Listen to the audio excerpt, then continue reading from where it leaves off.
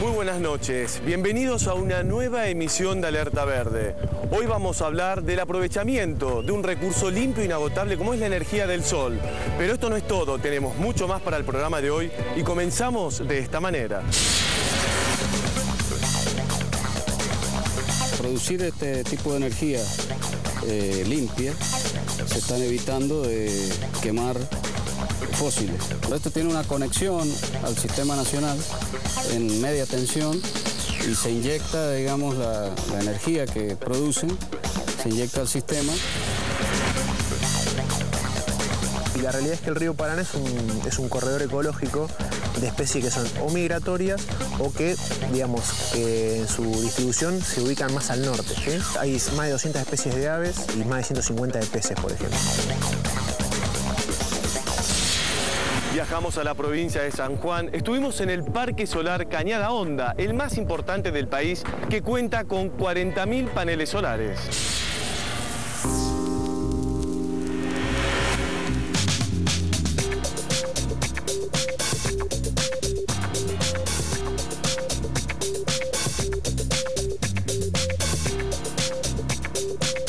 Las energías renovables son una tendencia a nivel mundial. Por eso viajamos a la provincia de San Juan para conocer el Parque Solar Cañada Honda, el más importante de nuestro país.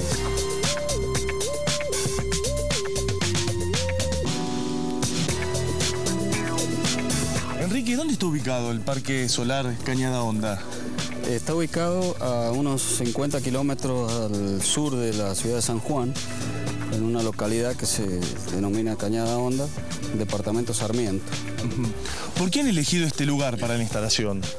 Bueno, en primer lugar es por las condiciones que tiene el lugar desde el punto de vista de la captación del sol. Sí. Y la red eléctrica, las condiciones que cumple, digamos, para las mejores condiciones, digamos, que tiene dentro de lo que es el perímetro de la provincia. ¿Por qué han elegido la provincia de San Juan para emplazar esta construcción? Bueno, se hizo un estudio a nivel país, se estudiaron los diferentes lugares donde se producen las mayores radiaciones.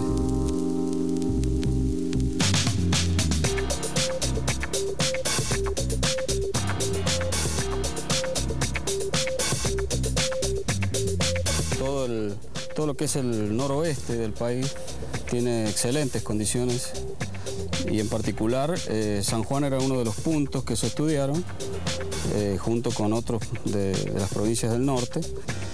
Y bueno, y San Juan reunía esas condiciones, digamos, desde el punto de vista de captación de los rayos solares, junto a condiciones de días, de mayores cantidades de días de sol, y mezclado con las condiciones eléctricas de la red. El Parque Solar Cañada Honda es el más importante de la Argentina, ¿no? Sí. ¿Cuándo comenzó a funcionar? Esto comenzó a funcionar en el año 2012 en un programa que se llama por parte de la empresa Enarsa Nacional. Hizo una licitación en el año 2010 que se denominó GenRen, donde había una cantidad de tipos de energías renovables, en las cuales nuestra empresa presentó la oferta por 20 megavatios. Sí. Y se puso en funcionamiento la primera parte, que fue en el año 2012, en abril de 2012.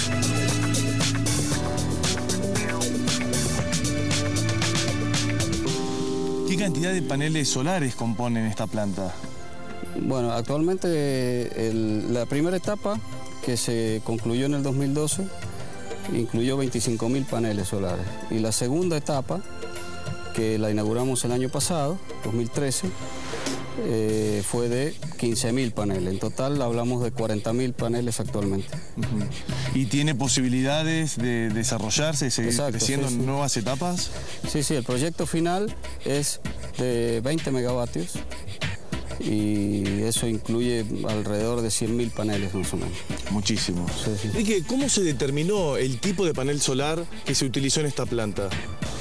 Bueno, en primer lugar, la tecnología disponible en su momento implicaban, digamos, diferentes tecnologías.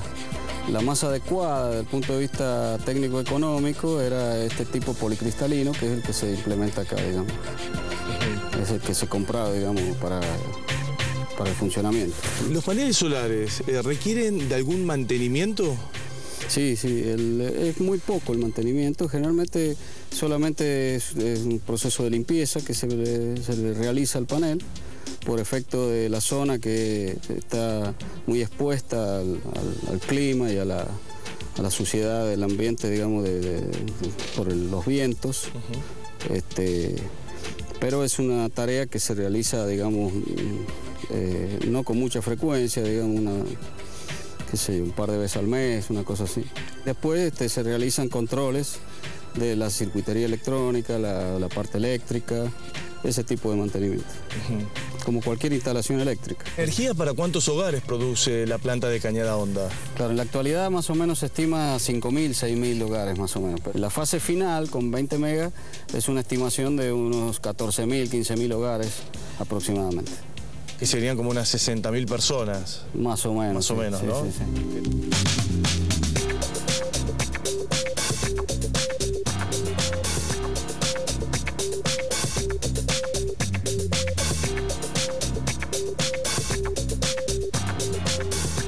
La energía que aquí se produce, ¿es almacenada? ¿Cómo se la traslada a la red eléctrica? Claro, esto tiene una conexión al sistema nacional en media tensión y se inyecta, digamos, la energía que producen, se inyecta al sistema, digamos, en forma online, digamos, en línea con el consumo. No hay en la actualidad un sistema disponible que almacene esta energía de gran escala, digamos, como es. Claro, como la que se produce. De esta forma es incorporada al Sistema Interconectado Nacional. Exacto, sí. Se conecta al Sistema Interconectado Nacional y esa energía se consume en el momento, digamos, ¿no? No hay forma en el mundo, no existe una tecnología todavía, se están haciendo varios ensayos de tecnologías para poder almacenarla, pero en la actualidad no hay disponible económicamente un dispositivo que pueda almacenar esta energía. De esta forma cualquier argentino puede estar utilizando esta energía que es de origen limpio, ¿no? Sustentable. Exacto, sí. Sí, porque una vez que se inyecta la red, está todo interconectado, ¿no? Claro. No sé qué más. Enrique, una planta de energía solar fotovoltaica, ¿qué vida útil tiene? Y se calcula, desde el punto de vista de la ecuación económico-financiera, se calcula unos 15 años, más o menos, 10, 15 años. Pero en realidad la vida útil supera los 20 años. O sea, el equipamiento electrónico y eléctrico se calcula para que supere los 20, 30 años más o menos. ¿Cómo es el tema del ahorro de emisiones de efecto invernadero comparado con el desarrollo de este tipo de energías? Y bueno, al producir este tipo de energía limpia, se están evitando de quemar combustibles fósiles. Sí. Es decir, que se reemplaza la generación por otras vías que son contaminantes.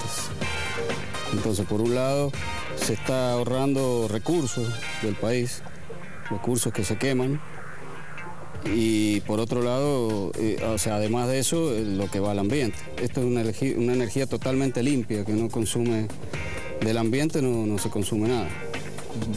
Limpia e inagotable. Limpia e inagotable, porque el sol, digamos, es la fuente de vida del mundo.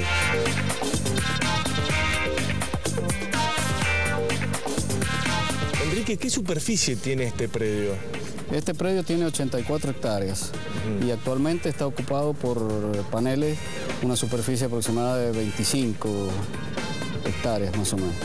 ¿Por qué los paneles tienen esta orientación? Claro, se busca la orientación más beneficiosa desde el punto de vista de los rayos solares. En este caso se hace un cálculo de unos 28 a 30 grados, ¿no? en relación a la superficie de la Tierra, ¿no? Para tratar de captar la mayor cantidad de rayos en el transcurso del año, digamos. ¿Cómo es la relación de la planta solar Cañada Honda con la comunidad? Nosotros tenemos una relación desde el punto de vista de transferencia, digamos, de conocimientos hacia, por ejemplo, tenemos con las escuelas de la zona, nos visitan los chicos de las escuelas, hacemos generalmente algunos eventos o visitas guiadas para transferir un poco el conocimiento que tenemos en este ámbito, digamos, en el ámbito de la energía solar.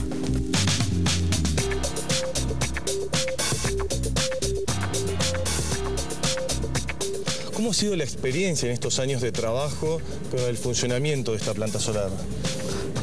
Bueno, la experiencia es muy buena porque nosotros, según los cálculos, han habido meses que hemos superado ampliamente, digamos, por encima de un 10%, un 15%, lo que se esperaba, lo que uno cuando hace los cálculos digamos, de performance, ¿no? De todo lo que es la relación de la generación de energía, digamos, a lo largo del año. Entonces el rendimiento ha sido superior. El rendimiento ha sido superior, sí, sí. ¿Cuántas personas trabajaron en la etapa de construcción? Bueno, la etapa de construcción, acá trabajaron alrededor de 200 personas, entre ellos técnicos venidos del exterior, del país, de nuestro país también, y varias empresas. Trabajaron en empresas tanto en la parte de construcción como en la parte de eléctrica, la del tendido eléctrico, la puesta a punto. Se capacitaron personal de acá de la zona. Alrededor del 75% del personal fue contratado acá localmente. Y de empresas, digamos, de lo que es dentro del país, de otras provincias también, ¿no? ¿Cuál es el potencial de desarrollo que tiene la Argentina en relación a la energía solar? Es muy bueno el potencial porque, como dije anteriormente, todo el oeste de nuestro país tiene una zona privilegiada en cuanto a radiación solar y a días de sol. Y el panorama es muy bueno para la implementación de este tipo de tecnologías.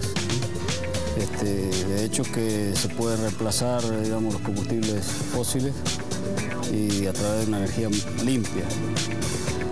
Por lo tanto, es un potencial bastante bueno para nuestro país.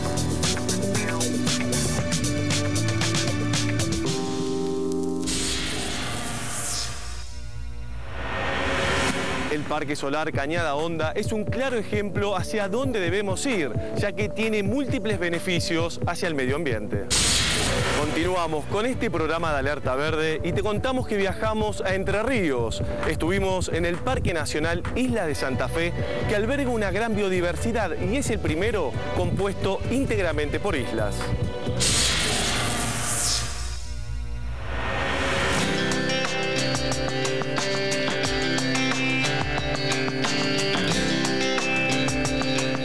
Estamos en el Parque Nacional Islas de Santa Fe, el primero creado en esta provincia.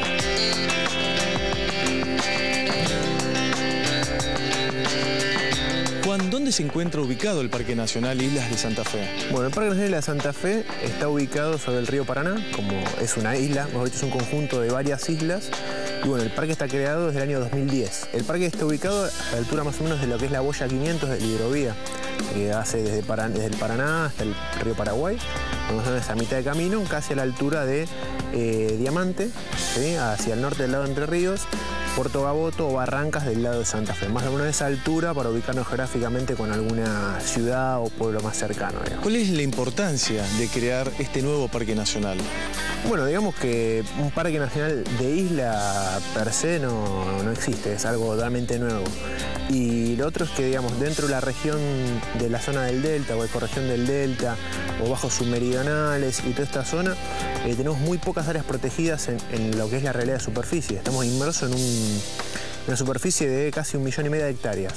Y hasta hace poco lo único que tenemos protegido eran las 2.600 del predelta. Entonces ahora, bueno, hemos sumado 4.000 más, que si bien no es mucho en semejante superficie, digamos, asegura un montón de procesos ecológicos y de supervivencia de especies que de otra manera o en islas vecinas no se podría, ¿no?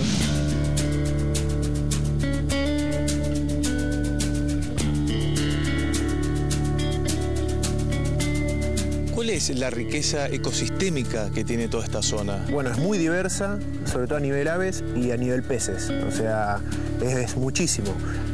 Hay más de 200 especies de aves y más de 150 de peces, por ejemplo. Además de los mamíferos y todo, pero lo más numeroso es eso. Y la realidad es que el río Paraná es un corredor ecológico de especies que son o migratorias o que, digamos, en su distribución se ubican más al norte, ¿sí? Zonas subtropicales. Y el río Paraná, con su influencia, es una vía de comunicación que hace que especies cuyo, digamos, distribución natural estaría más al norte se encuentren en esta latitud, digamos. Entonces hay una riqueza y una diversidad gigantesca. Y tiene, no sé, un arbolado, una vegetación muy interesante. Sí, digamos, predominantemente es el sauce criollo, pero dependiendo de la ubicación o la zona dentro de la isla, si es un lugar inundable o no inundable, se desarrollan otras especies como el timbo blanco, el timbo colorado, también está el ceibo, además del sauce, el ingá, el canelón, hay varias especies, pero bueno, todo depende de este gradiente que tiene la isla con zonas bien definidas, digamos, ¿no? Donde uno ubica cercano a los cursos de agua, al río Paraná, como el que se ve ahí atrás, estas lonjas de tierra que generalmente son un poco más altas, que tienen una vegetación particular, y a medida que uno ingresa hacia la isla tiene una forma como el plato hondo, o sea, tiene los bordes más altos y en el centro tiene un cuerpo de agua o un bajo interno. Realmente una laguna, un madrejón o a veces algunos arroyos que están comunicados por vía directa con el río Paraná o únicamente por infiltración del sistema de vasos trasvasantes.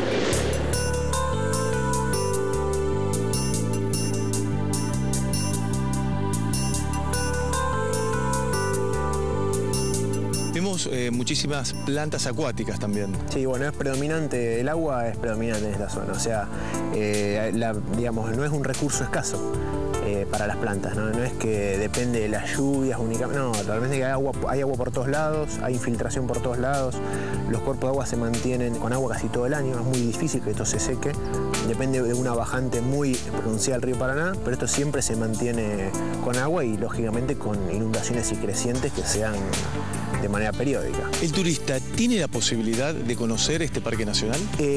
Todavía no. Estamos en un proceso ahora, si bien hace poco que se creó, de desarrollar un área de uso público, que es, bueno, estamos ahora acá, que la idea sea un lugar de pasada de la gente, pueda venir a acampar, pasar el día, sobre todo haciendo travesías a través del río, porque la única manera de llegar es en vías fluviales, o sea, por la embarcación. Entonces no es que es de fácil acceso.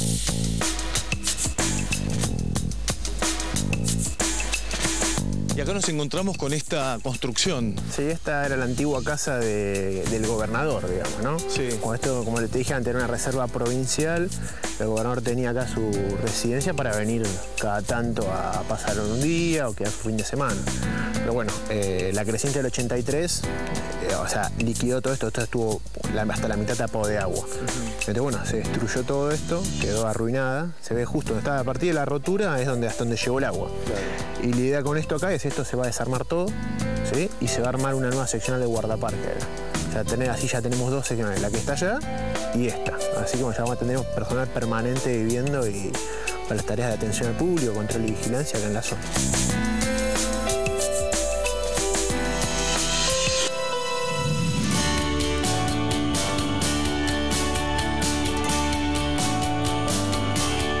Vamos a navegar un poquito para ver cómo es el perfil de la vegetación. Sí, vamos a entrar un poquito acá por esta laguna o este madrejón y vamos a ver lo que yo te comentaba de que los bordes tienen una vegetación de un bosque particular. Sí. Ahora vamos a ir acercando, hay un bosquecito que hay acá cercano.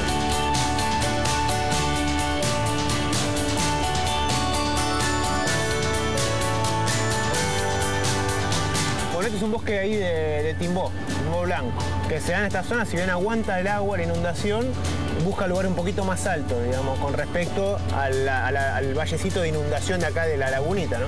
Y se quedan así casi sin hojas. En esta época, claro, pierden las hojas, son caducifolios. Tanto el timbó como el ceibo pierden hojas ahora. Se ven algunos ejemplares de ceibo grandes también más adelante, y muchas enredaderas que van subiendo, aprovechando el espacio que le brindan los árboles, ¿no? Claro, ¿siempre la vegetación está entupida? Sí, en esta época del año, sí, ahora van a empezar las heladas y entonces ya la vegetación empieza a bajar un poco, se empieza a quemar. Pero si no, sí, está muy cerrado. Estos son típicos elementos subtropicales, o sea, hay lianas, hay enredaderas, plantas colgantes, que bueno, que se manejan por esto del Paraná como una vía de comunicación. Claro, y esta zona es totalmente virgen. Sí, si bien ha tenido un uso histórico ganadero, hoy la zona se ha recuperado muchísimo. Y este ambiente es muy dinámico en eso también. Permite una regeneración, tiene una capacidad de resiliencia muy, muy alta. ¿Eso tiene que ver por el clima, por lo húmedo que es? Tiene que ver por el clima, por el tema de la disponibilidad de recursos, o sea, agua, luz y nutrientes, o sea, que es lo que necesitan las plantas. Tiene una temperatura que hace que durante el año siempre haya una temperatura adecuada para las plantas.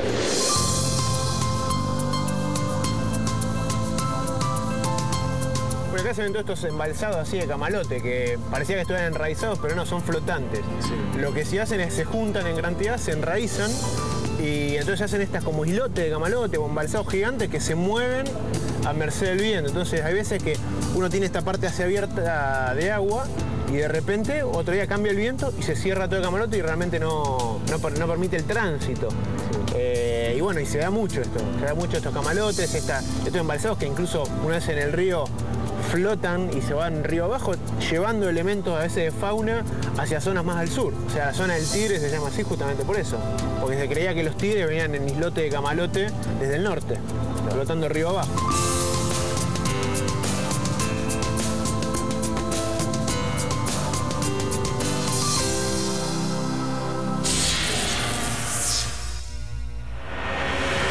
Es un parque nacional creado recientemente, todavía no se lo puede visitar, pero no va a faltar mucho para que se lo pueda recorrer y descubrir toda su riqueza ecosistémica.